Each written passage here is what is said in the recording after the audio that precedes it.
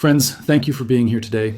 What if I told you that the financial mechanism used to price silver for the last 40 years broke permanently last Friday, leaving the global market in a state of unacknowledged insolvency? Why have major bullion dealers who exist solely to sell metal suddenly frozen their sales, hidden their inventory, or jacked up premiums to prohibitive levels at the precise moment demand is exploding? To understand the gravity of this moment, we must look beyond the green and red candles on a trading chart and stare directly into the engine room of the global banking system, an engine that has just seized up. We are standing at a precipice that few investors ever witness in their lifetimes. It is the transition point where a paper asset, traded in unlimited quantities on digital screens, is suddenly forced to reconcile with the hard, unyielding reality of physical scarcity. For decades, the silver market has operated on a script. It was a predictable, algorithmic theater where banks could suppress prices to manage sentiment and protect their short positions. But this past weekend, the lights in the skyscrapers of Manhattan and London burned all night, not in celebration, but in panic. The script has failed. The physical supply is gone, and the silence you hear from the bullion dealers is the sound of a market that has realized it cannot meet its obligations. To fully grasp why dealers are freezing sales, we must first examine the catalyst that triggered this entire cascade: the death of the Friday script and the unprecedented market close of 67.14. For veteran silver investors, Fridays have traditionally been days of psychological warfare. There has been a specific kind of silence that descends on Wall Street on a Friday evening, usually the silence of relief. But this past Friday, the silence was that of a bomb squad staring at a wire they failed to cut. For 40 years, this Friday script was executed with clockwork precision.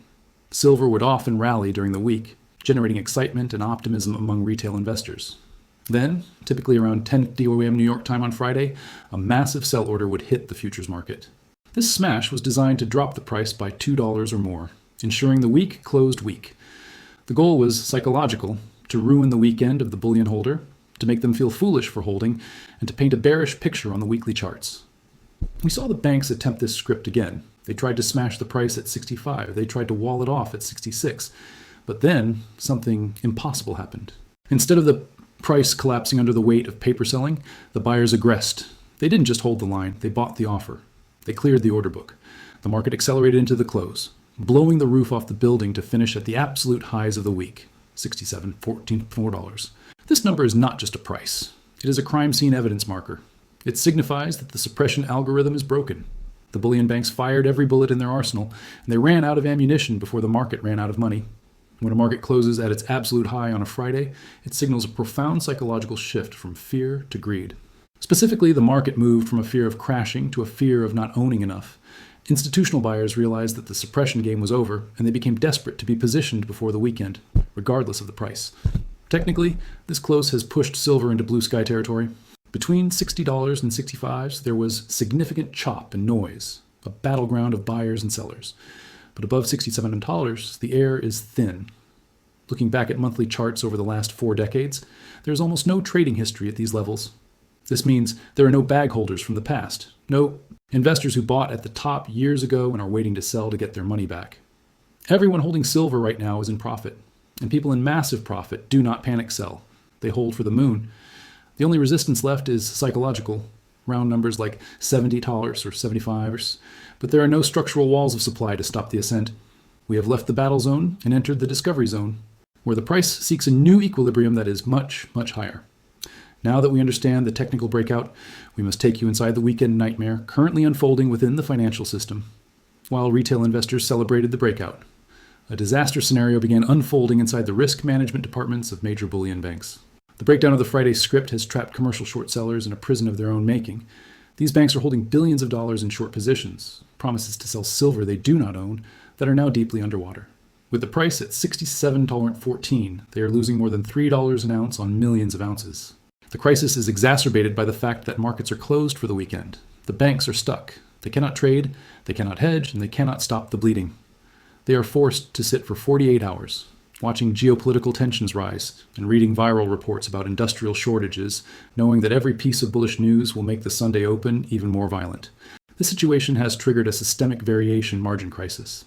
Institutional funds do not operate like retail traders. They settle their wins and losses daily. When the price moved violently to $67.14, it caught hedge funds and commercial shorts completely off guard. Many of these entities were leveraged to the hilt, betting on a pullback that never came. When the closing bell rang, They were staring at losses that exceeded their cash on hand. This is where the weekend margin call occurs. It is not a computer flashing red. It is a phone call from a prime broker to a fund manager on a Saturday morning. The message is brutal. You are down $500 million. You have exceeded your credit limit. We need you to wire $300 million by 8 a.m. Monday morning. If the fund manager cannot liquefy other assets to make that wire, the bank takes control. The prime broker's risk protocol takes over with a single instruction: close the position. Because these funds are short, closing the position means buying. It means buying at any price. It means issuing market on open buy orders for Sunday night or Monday morning. This forced liquidation creates a domino effect. It isn't people rushing to buy because they love silver. It is banks rushing to buy because they are terrified of their own clients defaulting. If the price gaps up to $68 or $69 on this forced buying, the next tier of funds gets the margin call, creating a cascade of defaults. Simultaneously, a quiet bank run is happening on the vaults. For years, banks have sold unallocated silver to wealthy clients and family offices. Unallocated silver is essentially a claim on a pool of metal that the bank uses for its own trading and leasing operations, a fractional reserve system. But with the price skyrocketing and rumors of shortages swirling, confidence in this paper promise has evaporated. We are seeing reports of billionaires and family offices demanding the conversion of their unallocated holdings to allocated storage. They want their names on specific bars, moved to segregated shelves, with serial numbers provided. This forces the banks to show their hand. If they have leased that silver out to industry or sold it to China, they do not have it. To avoid a lawsuit and a total collapse of confidence, they must go into the physical market and secretly buy bars at any price, $68, $70, whatever it takes, to satisfy these client demands. This internal squeeze is invisible to the retail trader, but it is a driving force behind the price resilience. This financial paralysis naturally leads us to the physical freeze, raising the question, if the price is so high, why are dealers refusing to sell? Logic suggests that high prices should unleash supply, but the opposite is happening. We are witnessing a phenomenon known as the physical freeze, where the machinery of the silver market grinds to a halt because the cost of doing business has become mathematically impossible. The epicenter of this freeze is the sudden catastrophic spike in silver lease rates. Most investors do not understand that the entire backbone of the silver industry, refiners, mints, and wholesalers, relies on leasing metal, not owning it. A refinery, for example, does not want to take the risk that the price of silver drops while they are processing scrap metal. They are in the business of refining, not gambling. To hedge their risk, they lease silver or use repo agreements to free up capital while they work. Normally, lease rates for silver are negligible, less than 1% or 2%. It is a minor cost of doing business, barely a rounding error for a major mint like the Royal Canadian Mint or a large refinery. However, in the wake of the shortage, lease rates have exploded. We have received reports of rates jumping to 12%, then 30%, and in some overnight markets, exceeding 100% annualized. Imagine you are leasing a car, and suddenly the rental company tells you the interest rate on your lease has gone from 2% to 100% overnight. You would return the car immediately. This is what is happening to refiners. The cost to borrow the metal they need to facilitate their operations has become so high that they cannot turn a profit. As a result, they simply stop buying. This explains the sudden halt in the purchase of junk 90% silver and scrap. On Friday, multiple major wholesalers and refineries sent out notices that they were suspending the purchase of 90% silver. They cannot afford to take the product in, hedge it via leasing, and refine it because the financing costs destroy their margin. This has cratered the market for secondary silver. Local coin shops are being told their inventory is essentially frozen because the upstream buyers have left the building. Furthermore, dealers are facing replacement cost risk. In a violent bull market, selling inventory is dangerous. Imagine a coin dealer sells 1,000 ounces of silver on Friday morning based on a spot price of $64. They take the customer as cash and promise delivery. They expect to call their wholesaler on Monday to restock those 1,000 ounces. But if the market gaps up to $70 on Monday and premiums rise, that dealer might have to pay $72 or $75 to replace the metal they just sold for $64. They take a massive loss on every ounce they moved. To protect themselves from bleeding capital, dealers have gone into defense mode. If you look at dealer websites, you see sold-out banners on items that might actually be in the vault. You see maintenance mode screens appearing conveniently during price spikes. Or, most telling of all, you see massive premiums. Dealers are jacking up the price over spot to effectively price silver at $80 or more. They are doing this to discourage you from buying until they know the price is real. They are freezing the flow of metal because the paper price has become too volatile to trust. I want to pause here for a moment because this is critical. I'm curious to hear what you're experiencing on the ground. If you walked into your local coin shop today, were the shelves full or empty? Drop a comment below and let us know what the premiums look like in your area. Are dealers selling or are they holding back? Your on-the-ground intelligence helps everyone in this community understand the real scope of this shortage. However, the issue extends far beyond local dealers. We are witnessing a global drain driven by the Shanghai magnet and industrial panic. While the Western financial system chokes on paper derivatives and lease rates, a much simpler and more brutal dynamic is playing out in the East. There's a massive arbitrage gap opening up between the COMEX price in New York and the Shanghai Gold Exchange in China. With the COMEX closing around $67, silver in China has been trading significantly higher, often pushing the equivalent of $72 or more. In the world of commodities, a $5 arbitrage spread is a black hole with infinite gravity. It dictates the flow of physical matter. If you are a global refiner or a mining company, you will not send your silver to New York to be sold for $67 when you can send it to Shanghai and receive $72. This spread is sucking every available 1,000-ounce bar out of Western vaults.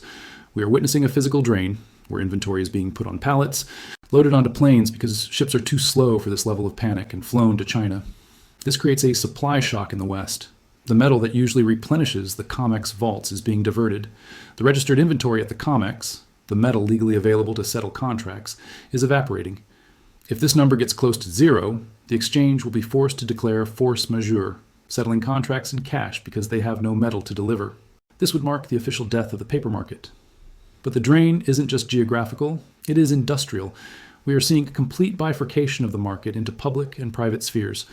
In a normal market, companies like Samsung, Tesla, or Apple might buy futures contracts to hedge their silver costs. But in a shortage, a paper contract is useless. You cannot build a solar panel or an electric vehicle with a slip of paper. You need physical atoms. Consequently, these industrial giants are bypassing the exchanges entirely. They are conducting off-market mine gate deals. We are hearing reports of major tech and solar companies calling mining corporations directly and offering to buy their entire production for the next 2 years at a premium, picking it up directly at the mine. This leads us to a crucial realization that most market analysts are missing: the strategic singularity. We must broaden our lens to understand that we are no longer dealing with a simple commodity trade. We are witnessing the collision of inelastic industrial demand with hard geopolitical reality. In the past, when silver prices rose, industries might have looked for substitutes. But today, in the age of green energy and high-tech warfare, there are no substitutes. Silver is the most conductive metal on the periodic table. You cannot build an advanced cruise missile, a high-efficiency EV battery, or a top-tier solar panel with copper or aluminum. Physics simply does not allow it. Consider the perspective of the boots on the ground. The solar electricians and engineers installing these systems daily. They know what the financial markets ignore. The demand is structural and government mandated. Governments across the globe, from India to the European Union, have legally mandated the transition to renewable energy. This means the demand for silver is no longer a choice. It is a law. A solar manufacturer who produces panels where silver is a small fraction of the total cost is price inelastic. This means that if silver goes from $70 to $150, they do not stop buying. They cannot stop buying, because stopping means shutting down a billion-dollar factory and failing to meet government contracts. They will simply pass the cost of that silver, perhaps an extra $20 or $50 per panel, down the line to the consumer. The same applies to electric vehicles. If a Tesla costs $1,000 more because of silver, the consumer pays it. The industry will absorb any price to secure the metal, which makes the upside price potential of silver virtually unlimited in the short term. The industry will pay $500 an ounce before they turn off the lights. Furthermore, this industrial desperation is happening against the backdrop of a monetary war. We are seeing a strategic pivot where silver is being reclaimed as a national security asset. Recent executive orders have classified silver as a critical mineral, acknowledging that the U.S. is dangerously dependent on imports. Meanwhile, the BRICS nations, Brazil, Russia, India, China, South Africa, are actively de-dollarizing their economies. We have confirmation that the new trade settlement currency being developed by this bloc, the unit, is structured to be backed 40% by gold and underlying commodities. What happens to gold inevitably happens to silver, but with greater volatility. Russia has been quietly accumulating silver reserves, and China has explicitly signaled its intent to restrict silver exports starting January 1st to protect its domestic solar dominance. Think about the implications of that export ban.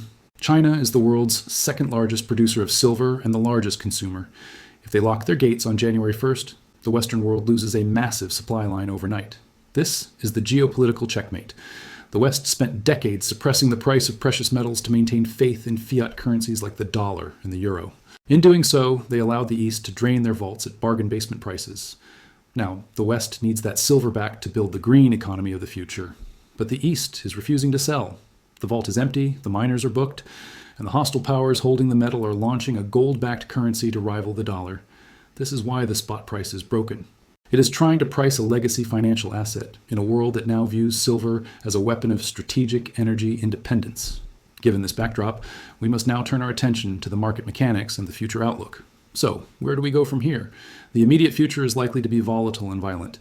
We are setting up for a potential gap and go on Monday morning.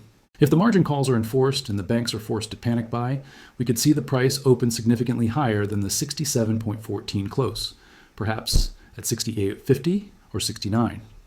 This creates a gap on the chart, a vacuum where no trading occurred. However, experienced traders know to be cautious of the gap fill. Markets rarely go up in a straight line forever. Often, after a massive panic spike, the price will drift back down to test the breakout level, in this case, the 16-seller mark, to ensure it is solid support. This is a trap for the emotional investor. If you panic, buy the spike at $69 and the banks engineer a washout to $67 to clear out the leverage, you will be shaken out just before the real move begins. The smart money waits for the retest. They let the price come back to them. We must also be aware of the rug pull scenario. Sunday night trading is notoriously illiquid. It is possible the banks will use this thin volume to dump paper contracts, trying to paint a weak picture and trigger stop losses below 65. But this is a dangerous game for them. Any dip in price is now being met with ferocious physical buying.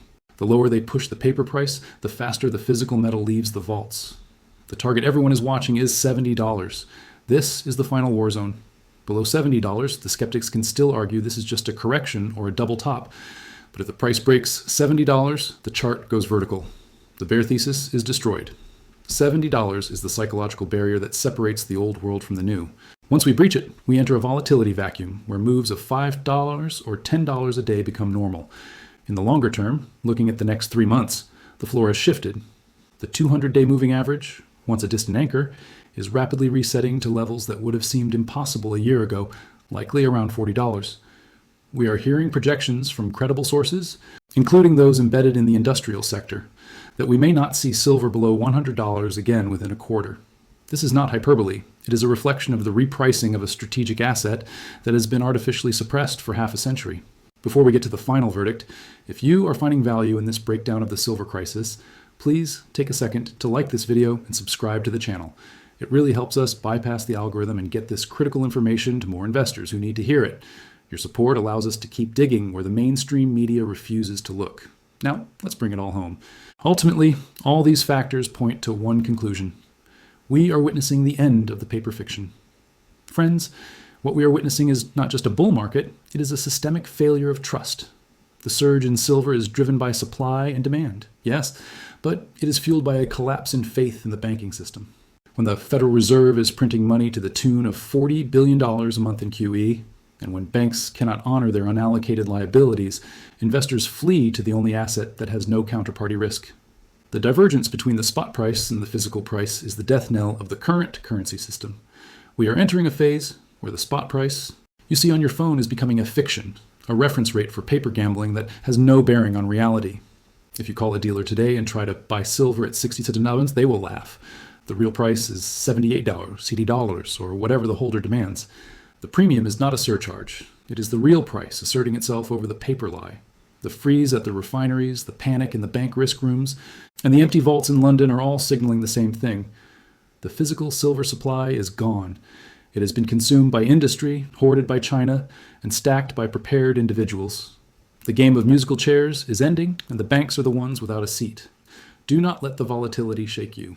Whether we gap up to $69 or retest $65, the trend has changed. The flow of metal has changed. The psychology has changed. You are holding an asset that is being repriced by the entire world simultaneously. Stay sharp, stay stacked, and do not be fooled by the paper price. The real value is in your hand, and for the first time in history, the world is waking up to realize just how much that is worth. Thank you.